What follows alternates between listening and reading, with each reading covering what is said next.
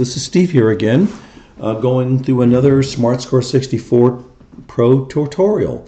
I'm on a Macintosh running OS 15, and much of what I'm about to cover here has already been covered in early videos.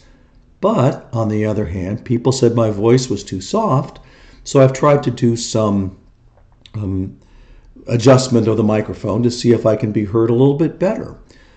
As I said, many of the things that we have discussed before we're going to discuss again, but I'm going to hit on some, I think, newer ideas that might help you quickly and more accurately prepare a SmartScore file for transitioning into notation software. Okay, well, what we're going to pick is we're going to go ahead and pick a PDF of music that I found that actually did not transcribe very well. Normally, with a good, clean PDF score, SmartScore is 95+% accurate. But every now and then you run across a score that just doesn't seem to do a good job. So let's go ahead and find it. I'll show you where it is. And in this particular case, it is a quartet by Harvey. Now, for the purposes of this video, I did not do all of it. What I did was I basically cut it back to be the prelude section for clarinet 1, clarinet 2, and clarinet 3. That gives us an opportunity to discuss some things, but not undertake the entire project, which would take a while. Okay, so let's get started. Let's open up SmartScore 64 and get going.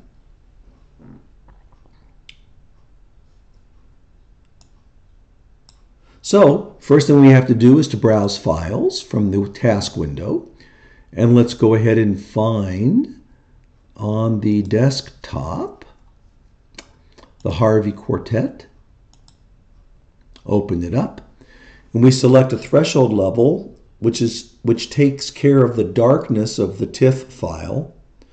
Because as we've talked about before, SmartScore takes a PDF and converts it into a TIFF for working with the ENF document, which is the core document type used by SmartScore 64. Okay. And up here at the image editor, of course, we can look through all the different pages. And here, if we wanted to, we could take out the black and the like. But most of the time, you don't really need to do that. You can always play with the image if you need to. So let's go ahead and go into recognition. We don't need to save changes. Now, I always deselect the text box because I add those text elements in the notation software. So, of course, it read the 3 pages. Now, if I did nothing other than this, it would read these 3 pages as all one part. So we have to assign these pages to different parts if SmartScore is going to appropriately stack them together. So page 1 we know is clarinet 1, group to score, clarinet, well, I should spell right, clarinet 1. Page 2 we know is clarinet 2.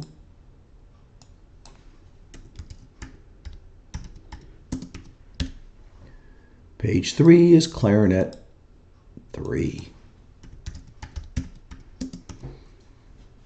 Okay, now this allows then SmartScore to separate these out for later combining. And this is the way one goes about creating a score from a series of parts. And that's covered in another video as well, but this is just kind of updating it. Begin recognition, pre-processing the image,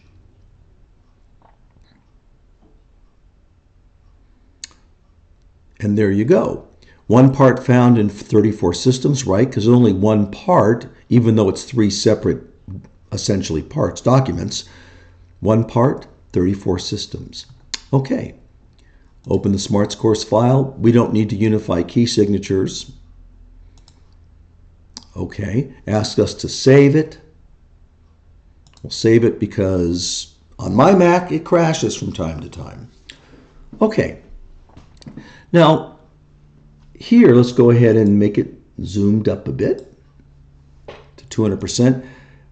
My quick keys don't seem to work on OS 15, by the way, so I have to do it with the mouse. So let's go ahead and get started. Before we forget, though, we should say that at this point in time, SmartScore has essentially assigned a voice or an instrument to these lines, these parts. And when we transfer this as an XML file, it's going to assign a key signature appropriate to what SmartScore has. So let's go ahead and make these into clarinets in the key of B flat. To do that, we have to go to the part manager, which is in the system manager part. Okay? So what's unusual about this is when you do this, you can't fix them all at the same time. What you actually need to do is you have to have it open scrolled to the page. By the way, Command M brings up the manager. Okay. Because you'll notice some of them are grayed. So let's go ahead and make this bigger. Go up. Ah, you see what I said about crashing? It crashed. How about that? On OS 15, this happens. So now it's just plain old crashed. Okay?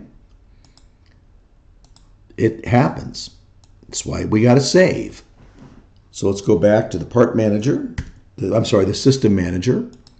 And now you'll see the check marks in the right spot. So this probably will not crash. Let's go ahead and assign it as a clarinet.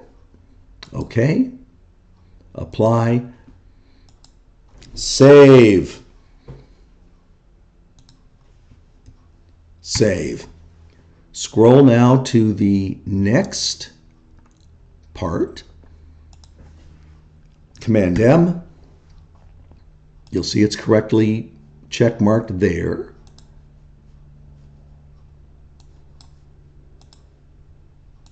Make that a clarinet. Okay. Apply.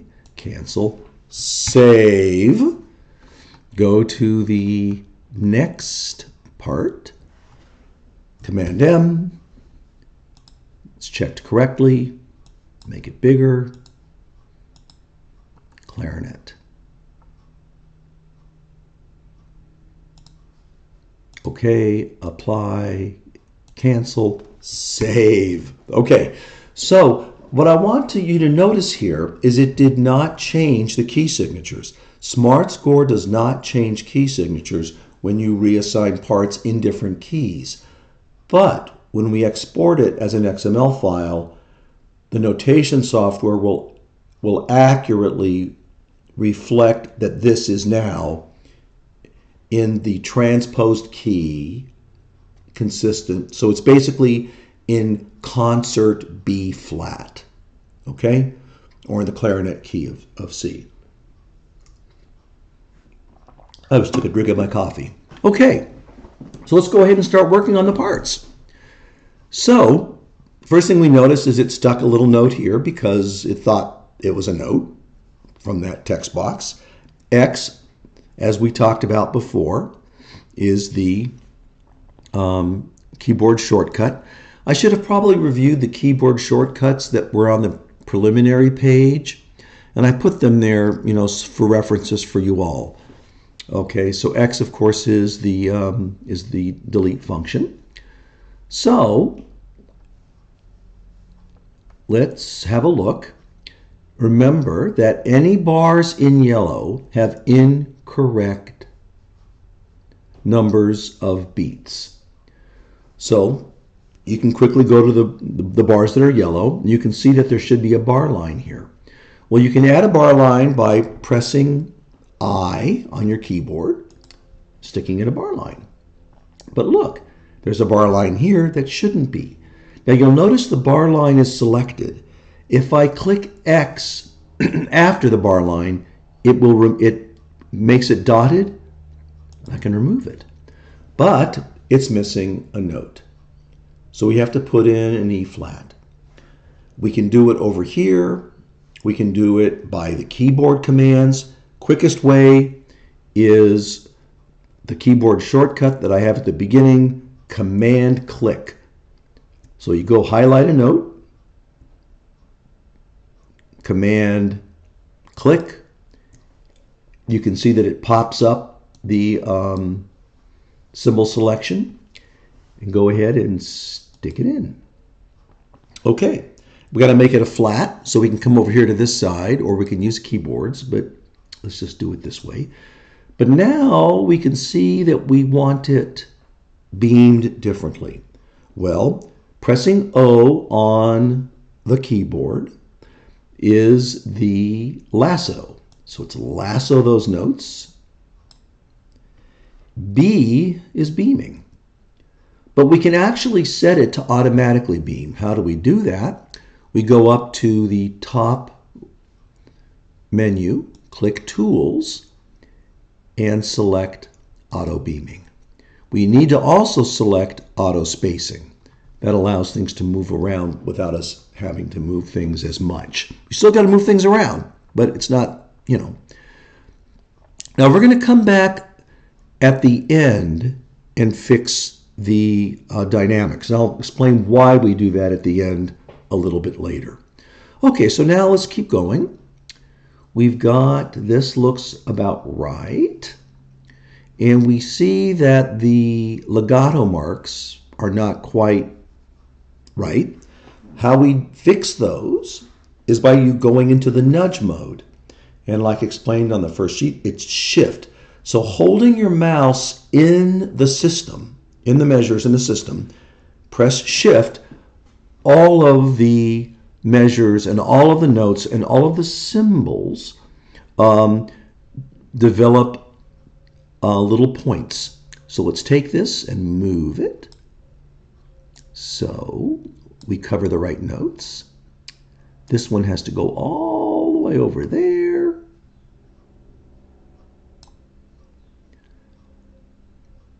And this one has to go up there like that. Okay? All right, so now we've got that. That looks right.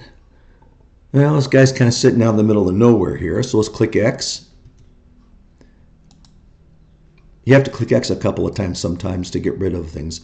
And we got to, oh, it threw in a tab. Well, and by the way, sometimes if you have trouble getting it to highlight, it depends upon where. If you're in this measure, you might not be able to highlight it because this might be assigned to this system. Well, how do you know that? Well, here's a trick, and we'll come back to this. You notice my mouse is where it is. It's in system that starts with the measure 10. I'm going to press shift. You see how this guy here remains dim? Do it again. I'm going to move my mouse down to the system with 13. Press shift. Look, you see, it's now high. It's now dark. That means this is associated to this system. So if you pressed X, sometimes you have to come down to the system where it's assigned, move up, and then delete it. Okay?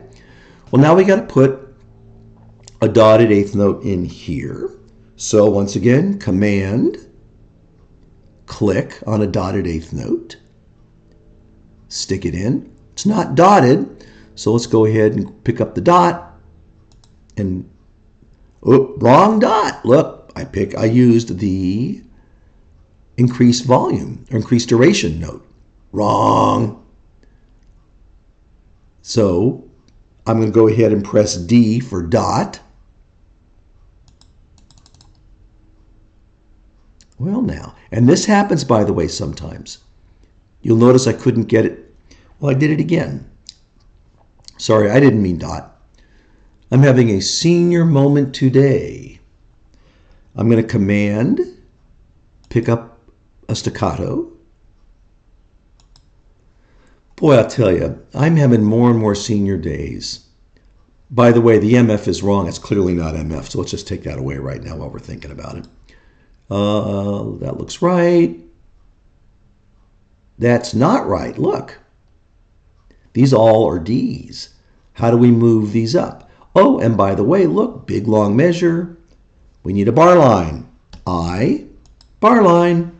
Now we got to make these D's. How do we do that? Well, that's the nudge. Put the mouse in the system. Shift. Drag the guy up. Drag the guy up. Drag the guy up. Okay? Now, we have an issue here because these are supposed to be grace notes. Easiest way to do it, select both.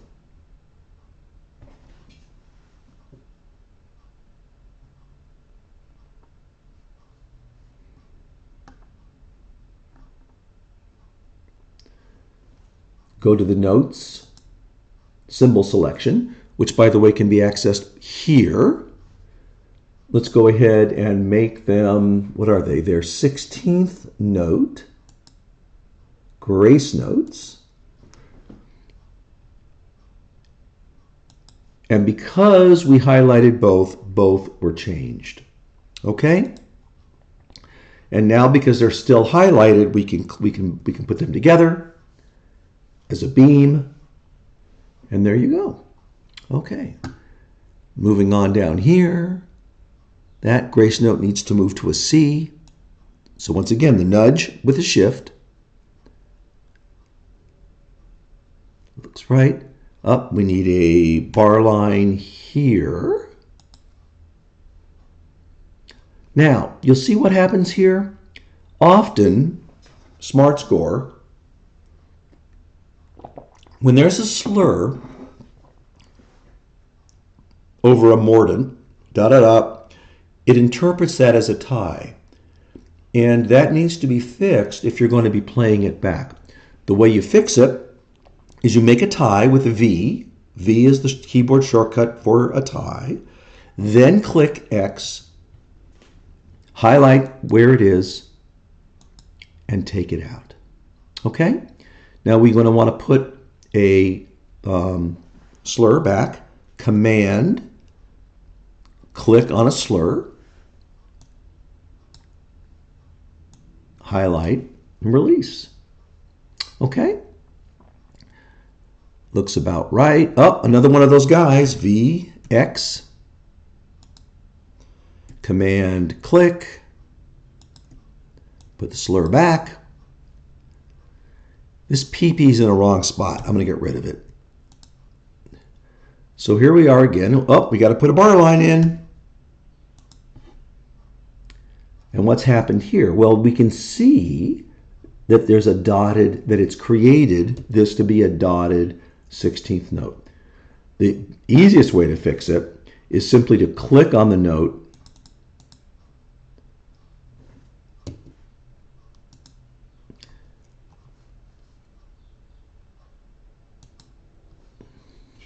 remove the dots by using the properties panel. Did you see that?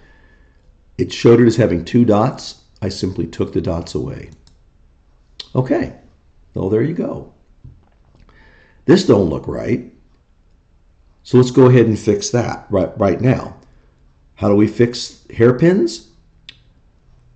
Put your mouse in the system, nudge bar, nudge tool by shift, clicking shift, and just move the guy. Okay? Now, looks like they tied that together. So let's fix the tie. V for tie tool, X to take it away. There we go. Any more ties on this? No, it doesn't look that way. So we want to go ahead and legato this. So we hit Command, select with a click a slur. Go ahead and put a slur in place.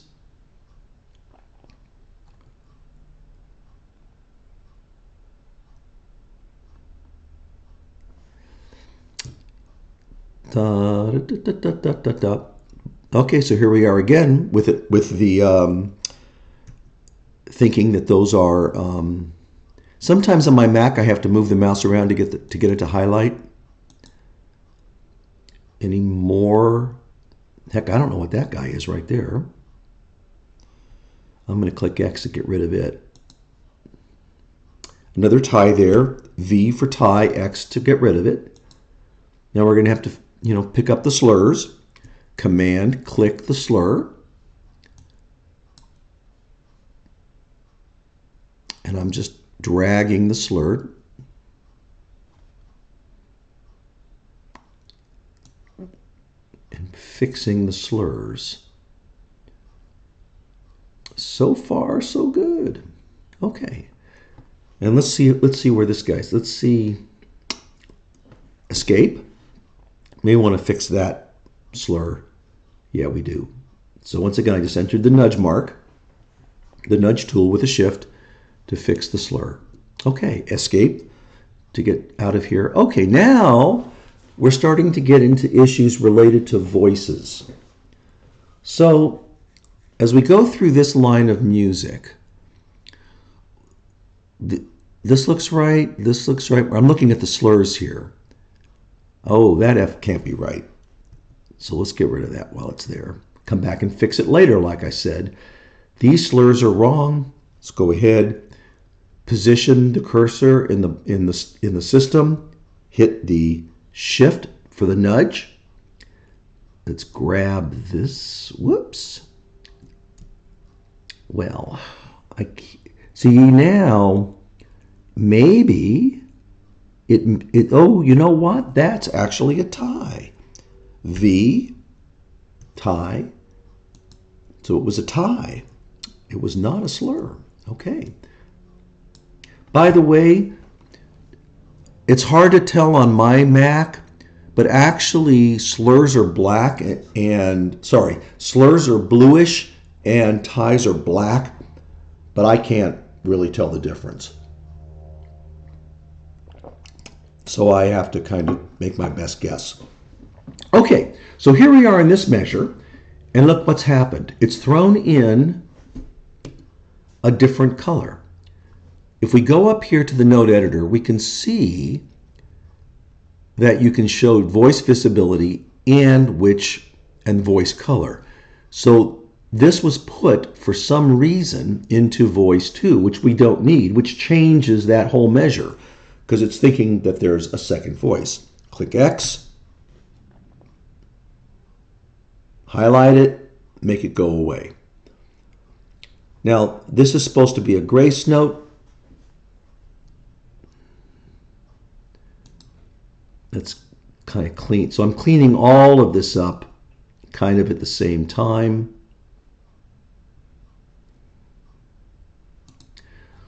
So we got the right number of beats. Now we have to add the grace notes. Let's go up to notes here. By the way, this can be done with keyboard shortcuts, but I actually find it easier this way. Now let's add in the grace notes. Let's go backwards. Oh, by the way, you don't want it to be orange because it'll change that note. You don't want it to be green because that will add a new voice, right? Orange changes the note. Green adds another voice. We don't want that. We want to add the note, grace note to the measure. So move it over. You see, now it's black, and we just add, and then we just go ahead and add our grace notes. Lasso with O, B to put them together. Command click to pick up a slur and slur them together. Now, look at this measure. It's put all of these notes into a third voice, or a second voice, I guess, in this case. On a Mac running OS 14, I know of no easy way to do this. By that I mean simply selecting those notes and clicking to change voice doesn't work, and I've not found a command that actually changes voice. When you have one or two notes, it's no big deal. Just delete the note, add it back. What I do, like this, is I will go ahead. I will enter the lasso tool. I will lasso the notes that I want. You'll see what I'm doing here. I'm going to delete notes and add them back in. So I've lassoed that one figure. I'm copying it to the clipboard with Command C. I'm going to go ahead now and, whoops, got to be careful here that I don't pick up notes I don't want. I'm going to delete those notes. See what's happened is it's put it back into voice 1. I'm going to go here and change this to voice 1. And I'm going to hit Command V, and I'm going to paste those notes back in voice 1.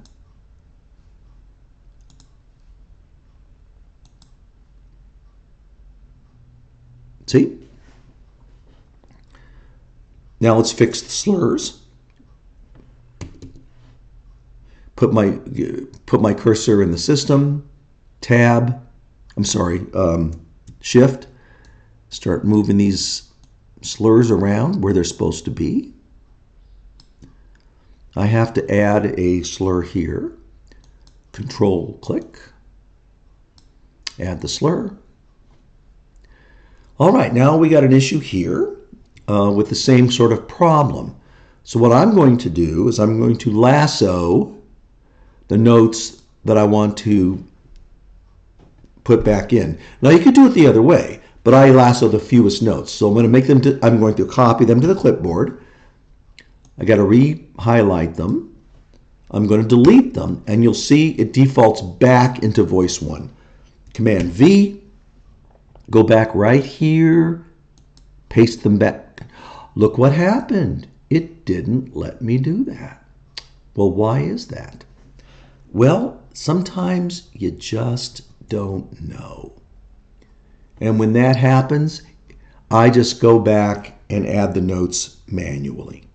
So I'm going to grab a quarter note. I'm going to make a G.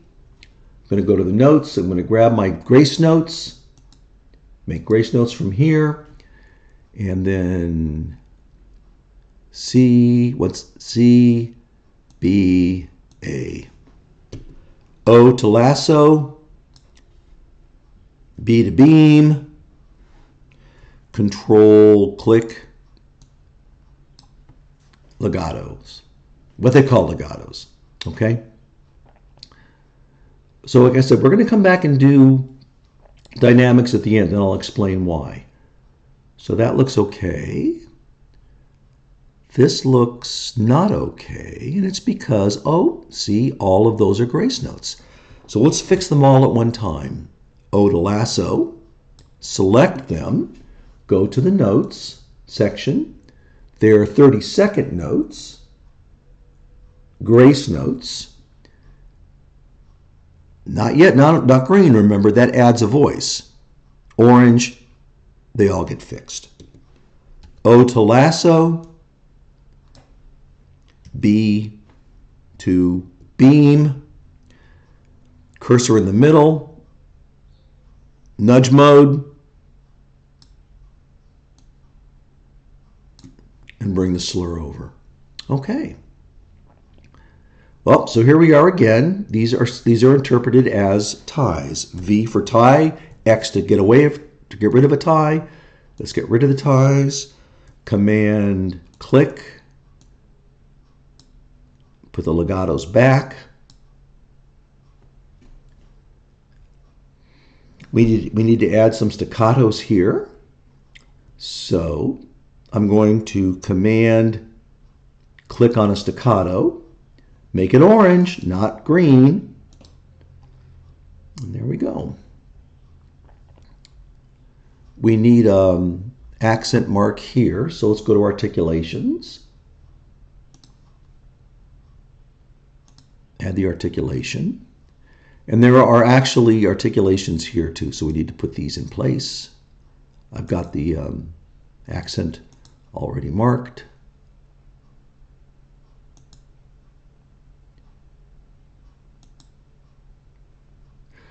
And you see these are ties again. V for the tie tool, X to get rid of the tie.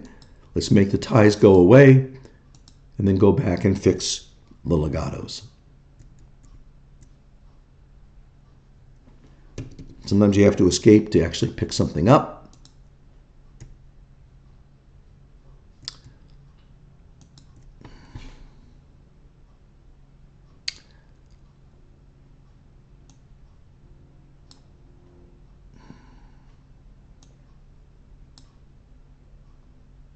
Just dragging the legato tool. Escape. Let's save it. We should have saved it before now, by the way, because of the crashing. So, all right. Now, we've essentially kind of cleaned it up. And let's talk about dynamics.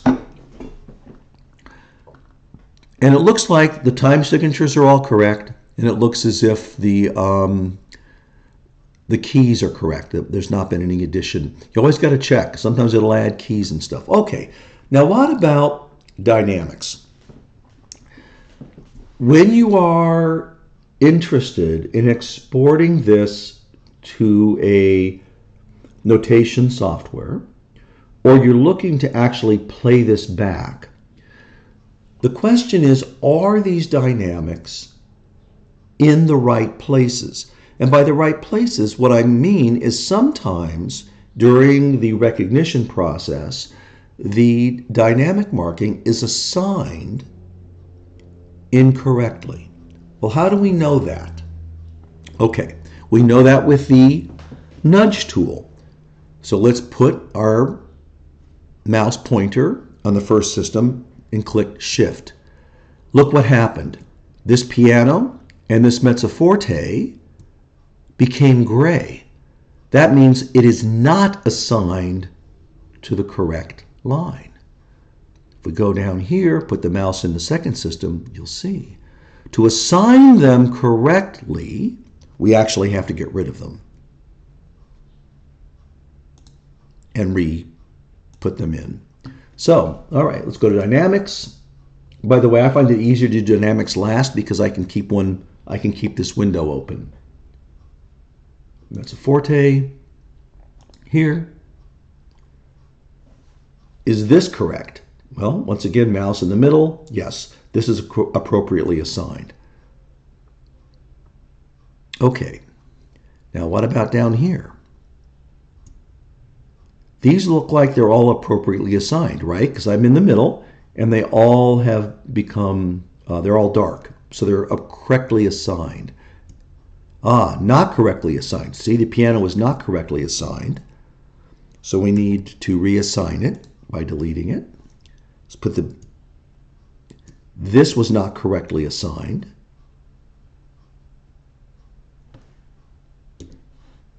So we need to reassign it. So let's go pick up a piano. Well, I'm not going to pick up a piano. Kind of heavy for me. We need a mezzo forte here.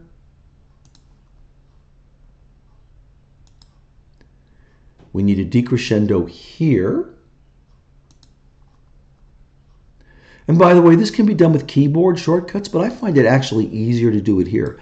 See, it signs it high rather than low. Go back to the nudge tool, and then just drag her down. Okay, piano, and we have to add a mezzo forte here. Okay, now this line, correct? Oh, we need a pianissimo here.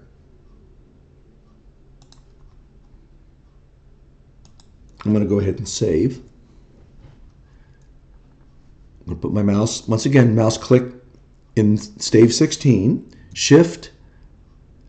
The piano is correctly assigned and the hairpin is correctly assigned. In the middle here, see, these are not correctly assigned, are they? All right. So I'm just going to use the O, the lasso tool. Select them all and delete them. So now I got to reassign these. So let's put the, oops. So let's put this there. Let's put this there. Let's put the MF in place here. Mouse in the middle, Shift, bring this one down, bring this one down. Okay, we need a piano assigned here that didn't catch.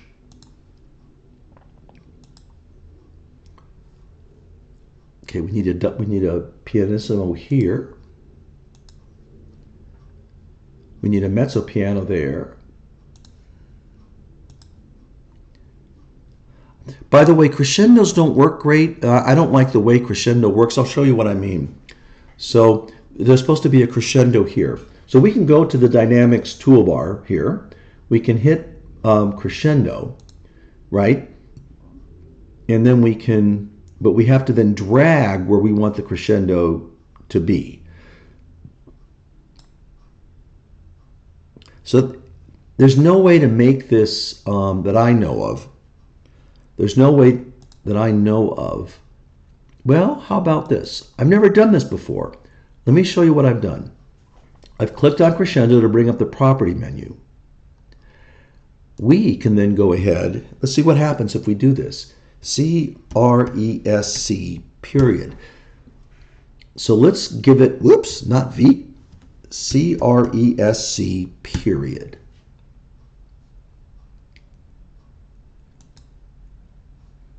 Well, see, it didn't change it, did it? Let's try it again.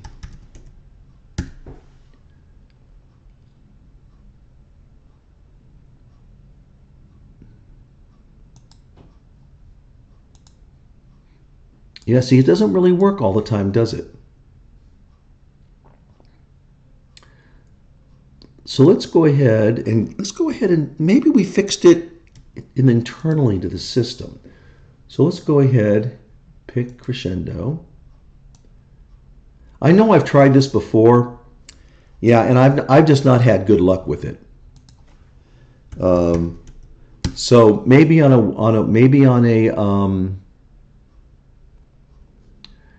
Windows machine it works. Yeah, see, it just doesn't do a good job. So I'm going to make it just go away. I'll fix crescendos often. I'll fix crescendos in the other. So let's see if these are in the right spot. Shift. See, they're in the wrong spot, aren't they? Okay, so we got to make them go away and reassign them. So here we've got a mezzo forte.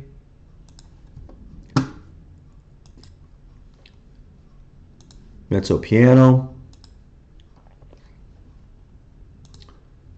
Forte. I'm saving. See, it's in the wrong spot. All these are in the wrong spot.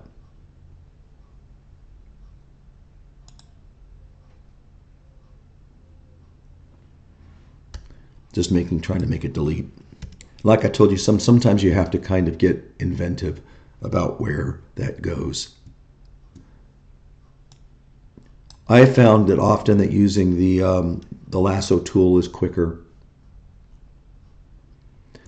See, it's in the wrong spot too.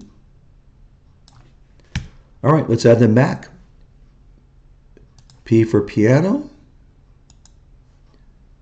MF. Crescendo.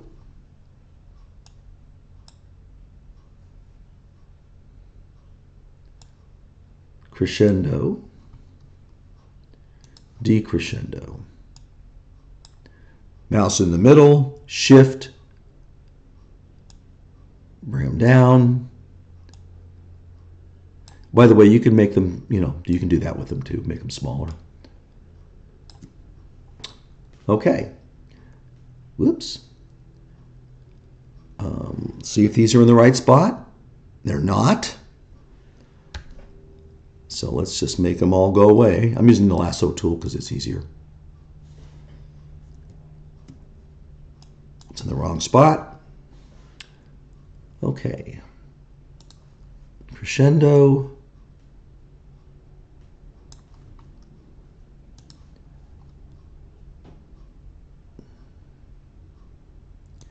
Decrescendo.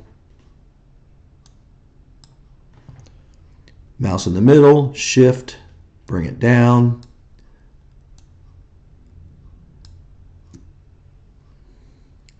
Add the forte. Add the mezzo piano. Save. Always got to save. Okay. Forte here. Same thing about the diminuendo is I leave that because there's not a great way to do that. And then a double P here. I mean, you can still do a diminuendo, but by a text. But like I said, since I always bring these things into a notation software, I fix some of those more subtle points there. Save. Okay, now we've pretty much cleaned up, to the best of our ability, clarinet 1. I'm not going to bore you with doing it for clarinet 2 and clarinet 3. So what I'm going to do right now is I'm going to go ahead and get out of this SmartScore, and I'm going to open up the other SmartScore where I fixed them all so we can pick up where I left off. Okay, so let's get this back up. Bring it over. Okay. Oh, I don't remember if I fixed the clarinet parts on this. Command M brings up the score manager. See, I didn't. Let me fix that now. I didn't do that the first time around. So like I said, then we're going to go ahead and B flat clarinet. Okay, apply, cancel, scroll down to the next voice, save, Command M. Sometimes you gotta resize it. Go ahead and clarinet B flat, okay, apply, cancel, save. Scroll down to the next part. It's correctly highlighted. Make it big enough so we can see. B flat clarinet. Okay, apply, cancel, save. Okay, so now I've cleaned up basically all the parts just like we did part 1. We didn't have to fix any triplets or anything like that, but I think you could probably figure out how you might do that. All right, so now we've got essentially SmartScore who sees 3 separate parts, but they're not combined into a score.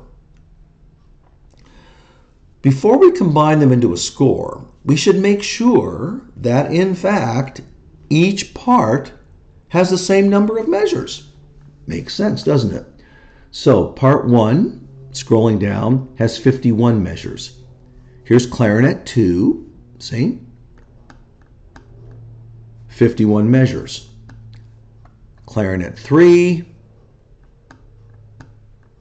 51 measures. Okay, so we can now combine these correctly into a single score.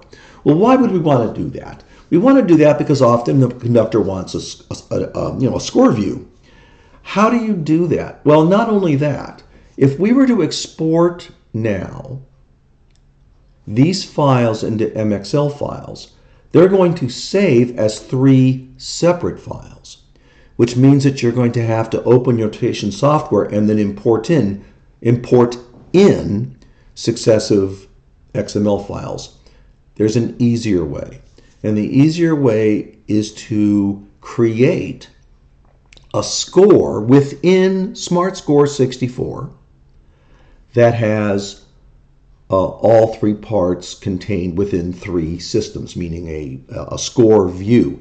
That lets you then export the score and import the score into Dorico with all 3 parts contained, 1MXL file. Okay, how do you do that? Well, you do that in the Score Manager, which is in Tools, and it's this guy right here, Score Structure. Okay? When we click Score Structure, you see what's happened here is we've got one ENF document, but we have 3 separate scores. We want the one score with all 3 parts. How do we do that? Well, it's pretty simple. And if we want, we can rename these, by the way, by clicking Properties, first clarinet, okay, click Properties, second clarinet, okay, Properties, third clarinet. Now yours may already have done that, but so what? Now we want to put these into a single score. I'm going to call this Score. And how do I create a single score? Well, very simply, you can grab it and move it. Grab it. Oh, come on. Takes a little bit of doing to get it right, but you got the idea. You just got to grab it and move it. Now, once you've done that, apply it to New. Look what happens. The item has no child. Oh, of course, duh. We got to make these go away. Remove, remove. Okay? Apply to New. Now we've got our original document here and the score here. And you can see what that looks like.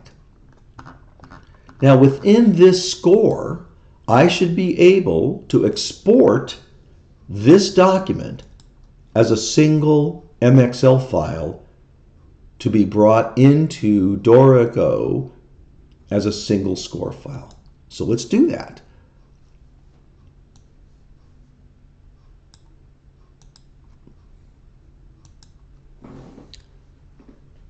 Tools, Input Output, Export to Music File, Harvey, Downloads, Save.